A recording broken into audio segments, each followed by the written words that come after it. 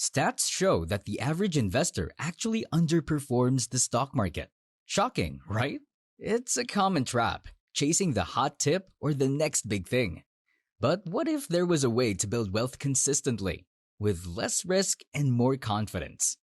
Enter Warren Buffett, the Oracle of Omaha, one of the most successful investors of all time. He's built a fortune by applying a specific strategy, one that can be used by anyone regardless of experience. In this video, we'll crack the code on Warren Buffett's investing philosophy.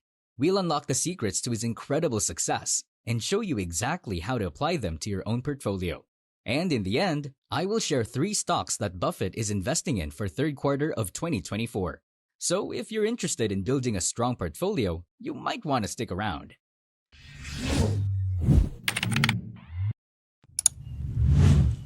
Chapter 1. Understanding Value Investing. Warren Buffett's success isn't built on hot stocks or risky bets. It's built on a solid foundation called value investing. So, what exactly is value investing? Imagine you're at a yard sale and find a rare antique watch for a fraction of its true worth. That's the essence of value investing. We're looking for companies whose stock price is trading significantly below their intrinsic value. Intrinsic value isn't just a fancy term. It represents the company's true underlying worth, based on its long-term potential, not just the current market price. Think of it like the value of your house. Sure, the market might fluctuate, but the house itself has a fundamental value based on its size, location, and construction. Now, why is a long-term perspective so crucial in value investing? Here's the thing. The stock market can be pretty volatile. Prices go up and down in the short term, often based on emotions and speculation. But a well-run company with strong fundamentals will, over time, continue to grow and create value. That's why Buffett famously said, "The market is there to serve you, not instruct you." We're not trying to chase short-term trends. We're looking for companies built to last and buying their stock at a discount. Chapter 2. Company Performance. So, how do we identify companies with hidden value? The first step is to take a deep dive into a company's historical performance. Here, Buffett is like a detective, meticulously combing through financial statements. One key metric he focuses on is a company's track record of revenue growth. A company that consistently increases its sales year after year is a good sign. It indicates a strong product or service, a loyal customer base, and a well-managed team. But revenue alone isn't enough. We also need to see evidence of consistent profitability. Buffett prefers companies with a history of generating healthy profits, measured by metrics like earnings per share, or EPS. Consistent profitability demonstrates the company's ability to convert sales into actual cash flow, which is essential for long-term growth. Remember, past performance isn't a guarantee of future success. However, by analyzing a company's historical financials, we can get a good sense of its overall health and trajectory. It's also important to consider the management team. Are they experienced and have a proven track record of success? Do they share a long-term vision for the company? A strong management team is a critical ingredient for any company's long-term success. Chapter 3. Debt Management. Now, let's talk about something Buffett is particularly cautious about: debt. Think of debt as a burden a company carries. While some debt can be a strategic tool for growth, excessive debt can be a major red flag. Why is Buffett so wary of debt? Here's the deal. High debt levels can significantly impact a company's financial health in several ways.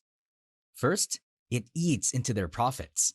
Every dollar a company spends servicing debt is a dollar less they can invest in research and development, marketing, or expanding their operations. Secondly, debt can limit a company's flexibility during challenging times. If the economy takes a downturn, a company with a heavy debt burden might struggle to meet its loan payments. This can lead to financial distress and even bankruptcy. So, how much debt is too much? It depends on the industry. A capital-intensive industry like utilities might have a higher debt-to-equity ratio compared to a tech startup. However, as a general rule, Buffett prefers companies with a conservative debt-to-equity ratio. This ratio measures a company's debt compared to its shareholder equity. A lower ratio indicates a healthier financial position. By analyzing a company's debt situation, we can assess its financial stability and its ability to weather future storms. Remember, we're not looking for companies on the brink of collapse.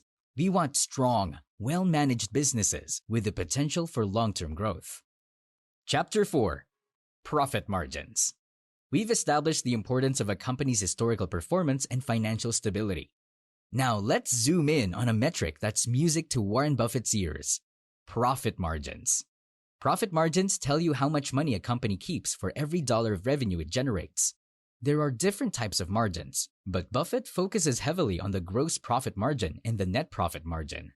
The gross profit margin tells you the percentage of revenue remaining after subtracting the cost of goods sold, or COGS.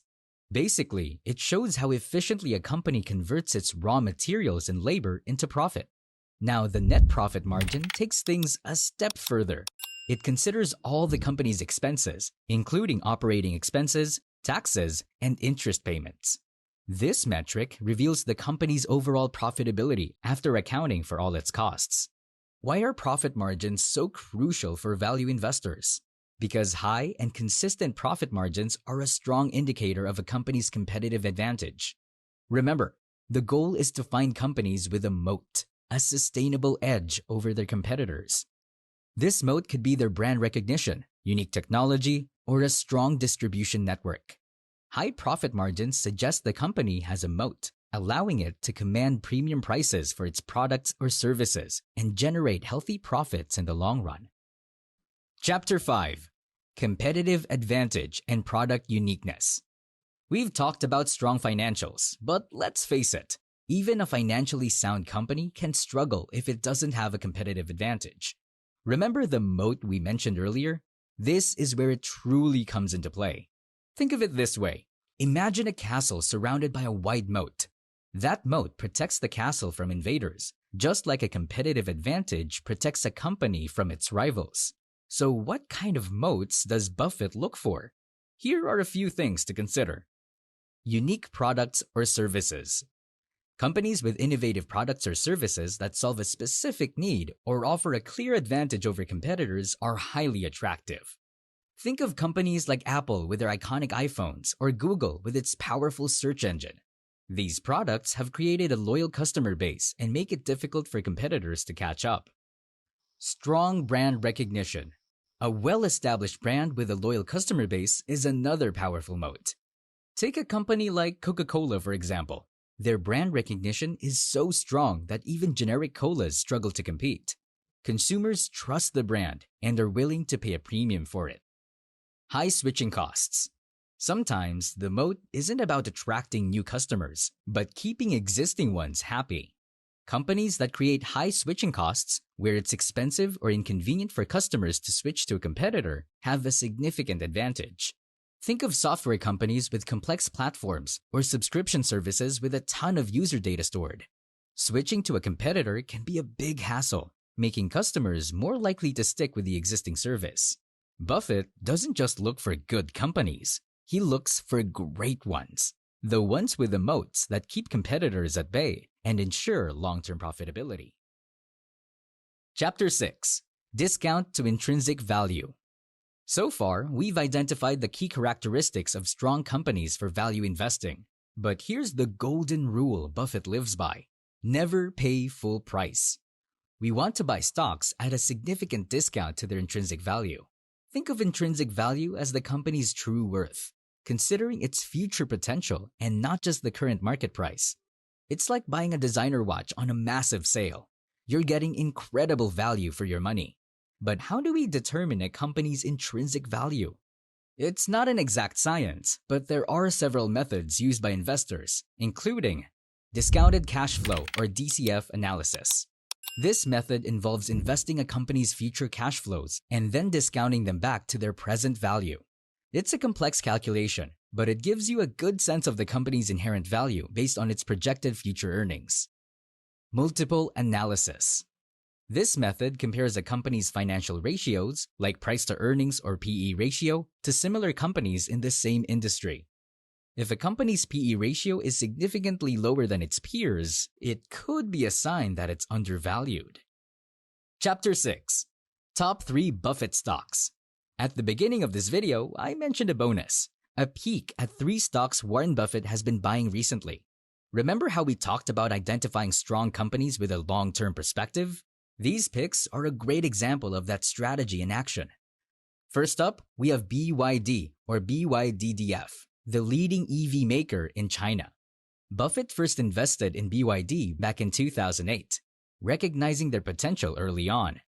Today, BYD isn't just a leader in China, they're expanding globally. While Buffett has been trimming his position, their global push suggests this might be a good time to consider adding BYDDF to your portfolio, especially considering its reasonable valuation compared to its growth potential. Secondly, let's look at Citigroup or C.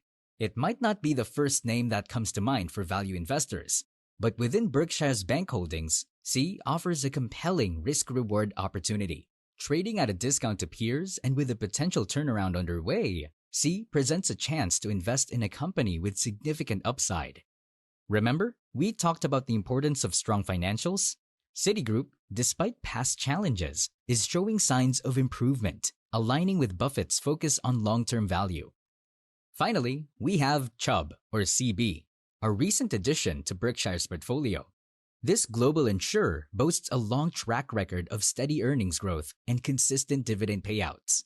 While a potential takeover by Berkshire is a possibility, even if it doesn't happen, Chubb stands strong as a long-term investment. It is a great example of moat. Chubb's established position in the insurance industry creates a strong competitive advantage, exactly what value investors like Buffett seek. These are just a few examples of how Buffett's principles are reflected in his latest buys. By applying the strategies we discussed throughout this video, you can uncover potential gems like these in your own investing journey. That's all for this Buffett stock buying guide. If you learned something new, make sure to like and subscribe for more amazing financial content. Thanks for watching.